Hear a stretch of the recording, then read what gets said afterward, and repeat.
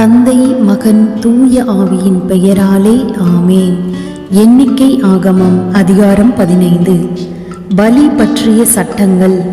ஆண்டவர் மோசேயிடம் கூறியது: நீ இஸ்ரவேல் மக்களிடம் இவ்வாறு சொல்: நீங்கள் குடியிருக்க நான் உங்களுக்கு தரும் நாட்டினுள் வரும்போது மாட்டு மந்தையிலிருந்து அல்லது ஆட்டு மந்தையிலிருந்து நெருப்பு பலியொன்றை ஆண்டவருக்கு படைப்பாய். அது எரிபலியாகவோ வேறு பலியாகவோ இருக்கும்.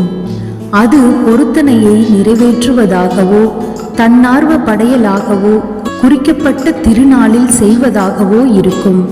அது ஆண்டவர் விரும்பத்தக்க நறுமணத்தை ஏற்படுத்தும்.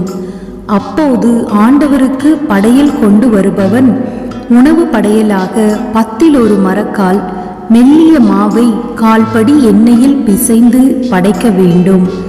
எரிபலியோ வேறு பலியோ செலுத்துகையில் ஆட்டுக்குட்டி ஒவ்வொன்றுக்கும் 1/4 படி திராட்சை ரசம் என நீர்ம படையல் ஆயத்தப்படுத்தி வைக்க வேண்டும்.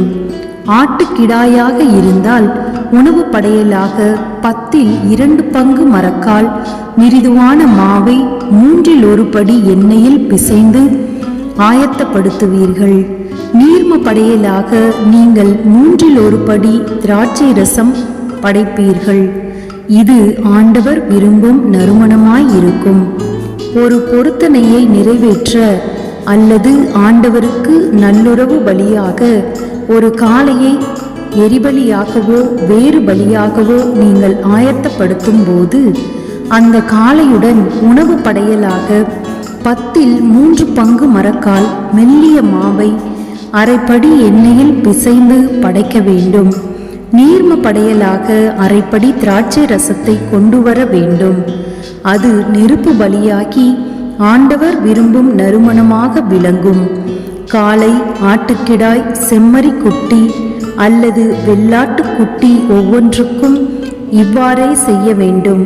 நீங்கள் ஆயத்தம் செய்யும் எண்ணிக்கைப்படி அவற்றின் எண்ணிக்கைக்கேற்ப ஒவ்வொன்றிற்கும் நீங்கள் இப்படியே செய்வீர்கள். உள்நாட்டவர் அனைவரும் ஆண்டவர் விரும்பும் நறுமணமான நெருப்பு பலியாக இவற்றை இம்முறையில் செலுத்த வேண்டும். உங்களோடு தங்கியிருக்கும் அயல் நாட்டவரோ தலைமுறை தோறும் உங்களோடு இருப்பவரோ ஆண்டவர் விரும்பும் நறுமணமாக நெருப்பு பலி செலுத்த விரும்பினால் அவரும் நீங்கள் செய்கிறபடியே செய்ய வேண்டும். சபையில் உங்களுக்கும் உங்களோடு தங்கியிருக்கும் அயல் நாட்டவருக்கும் ஒரே விதிமுறையே. உங்கள் தலைமுறை தோறும் என்றுமுள்ள விதிமுறை இதுவே. உங்களோடு தங்கி இருக்கும் அயல் நாட்டவர் ஆண்டவர் திருமுன் உங்களைப் போன்றே இருப்பார். உங்களுக்கும் உங்களோடு தங்கியிருக்கும் அயல் நாட்டவருக்கும் ஒரே சட்டம், ஒரே நீதி தீர்ப்பு. ஆண்டவர் மோசேயிடம் கூறியது: நீ இஸ்ரவேல் மக்களிடம் சொல்ல வேண்டியது: நான் உங்களை அழைத்து செல்லும் நாட்டுக்குள் நீங்கள் வந்து அந்நாட்டின் உணவை நீங்கள் உண்ணும்போது ஆண்டவருக்கென உயர்த்தி படைக்கும் படையல் ஒன்றை அர்ப்பணிப்பீர்கள். முதல் மாவிலிருந்து பிசைந்து செய்த ஓர் அடையை நீங்கள் உயர்த்தி படைக்கும் படையலாக அர்ப்பணிக்க வேண்டும். போரடிக்கும் களத்திலிருந்து வரும் படையல் போன்றே அதை நீங்கள் அர்ப்பணிக்க வேண்டும். முதல் மாவிலிருந்து பிசைந்து செய்ததை ஆண்டவருக்கு ஒரு உயர்த்தி படைக்கும் படையலாக உங்கள் தலைமுறை தோறும் கொடுப்பீர்கள்.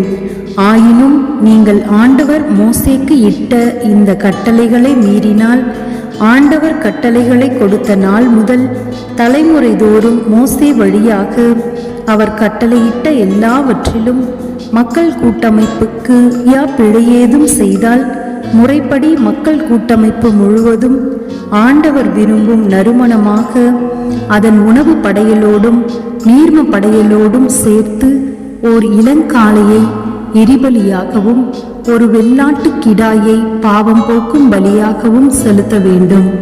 குரு இஸ்ரவேல் மக்கள் கூட்டமைப்பு முழுவதுக்குமாக பாவக்கழுவாய் நிறைவேற்றுவார். அவர்கள் மன்னிக்கப்படுவார்கள், ஏனெனில் அது ஓர் அறியா பிழை. அவர்கள் தங்கள் படையலை ஆண்டவருக்கு ஒரு நெருப்பு பலியாகவும் தங்கள் அறியா பிழைக்காக ஆண்டவர் முன் பாவம் போக்கும் பலியாகவும் கொண்டு வந்து விட்டார்கள். இஸ்ரேல் மக்கள் கூட்டமைப்பில் உள்ள அனைவரும் அவர்களிடையே தங்கி இருக்கும் அயல் நாட்டவரும் மன்னிக்கப்படுவார்கள். ஏனெனில் மக்கள் அனைவருமே இந்த அறியா பிழையில் பங்கு கொண்டவர்கள். அறியாமல் ஓர் ஆள் பாவம் செய்தால் அவன் பாவநீக்க பலியாக 1 வயது வெள்ளாடு ஒன்றை படைக்க வேண்டும். ஒருவன் அறியா பிழை செய்தால் அவனுக்காக குரு ஆண்டவர் முன் கரை நீக்கம் செய்வார். அவனது அறியா பிழைக்காக அவனுக்கு கரை நீக்கம் செய்யப்படும். அவன் மன்னிக்கப்படுவான். ஒருவன் அறியாமல் செய்யும் எதற்கும் அவன் இஸ்ரேல் மக்களை சார்ந்த உள்நாட்டவனாயினும் அவர்களிடையே தங்கி இருக்கும் அயல் நாட்டவனாயினும் உங்களிடம் இருக்க வேண்டியது ஒரே சட்டமே. ஆனால் ஒருவன் வேண்டுமென்றே எதையும் துணிந்து செய்தால் அவன் உள்நாட்டவனாயினும் உங்களிடையே இருக்கும் அயல் நாட்டவனாயினும் அவன் ஆண்டவரை ஏளனம் செய்கிறான்.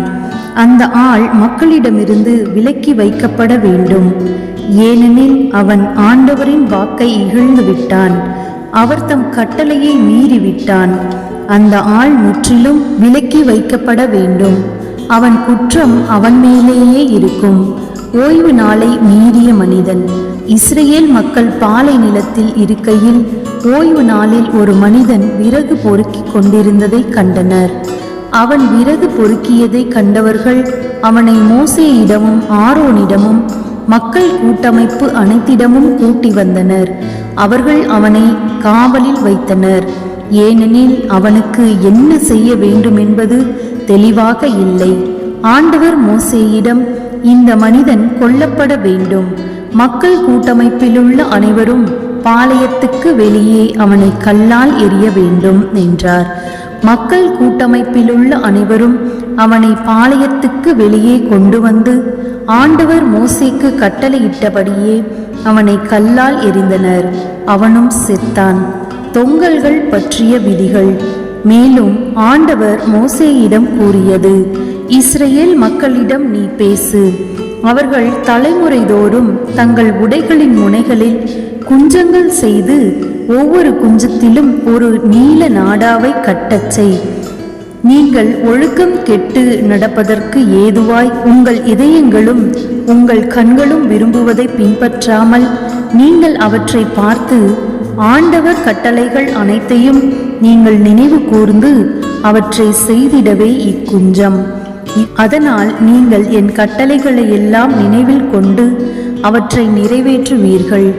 உங்கள் கடவுளுக்கு அர்ப்பணிக்கப்பட்டவர்களாயிருப்பீர்கள். உங்களுக்கு கடவுளாயிருக்கும்படி உங்களை எகிப்து நாட்டிலிருந்து கொண்டு வந்த உங்கள் கடவுளாகிய ஆண்டவர் நானே உங்கள் கடவுளாகிய ஆண்டவர். இது ஆண்டவரின் அருள்வாக்கு. இறைவா உமக்கு நன்றி. அன்புக்குரியவர்களே, விவிலியம் வாசித்தீர்களா? ஆண்டவருடைய வார்த்தைகளை வாசியுங்கள், அதனை தியானியுங்கள். ஆண்டவர் உங்களோடு பேசுவார். எந்த சூழ்நிலையிலும் ஆண்டவருடைய வசனங்கள் நமக்கு ஆறுதலை தரும். ஆண்டவருடைய கட்டளைகளையும் நியமங்களையும் கைக்கொண்டு அவரையே பின்பற்றி வாழ்வோம். உலகத்தோடு இந்த உலக மக்கள் வாழ்கின்ற வாழ்க்கையின்படி வாழாமல் ஆண்டவருக்கு உகந்த மக்களாக விண்ணுலக வாழ்க்கைக்கு தேவையான செல்வங்களை சேர்த்து வைப்போம். ஆண்டவர் உங்களை மென்மேலும் ஆசீர்வதித்து வழி நடத்துவாராக. ஆமேன்.